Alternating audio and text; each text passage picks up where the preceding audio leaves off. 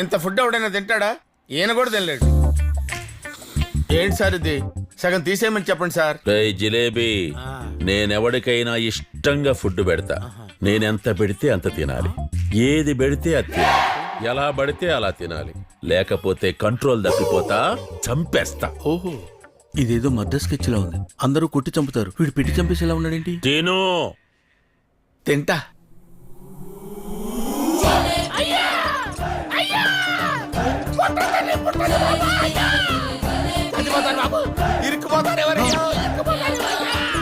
బాడీలో ఉన్న పార్ట్స్ అన్ని ఫుడ్ తో నిండిపోయాయి. ఇంత ఫుడ్ ఎలా తిన్నావయ్యా?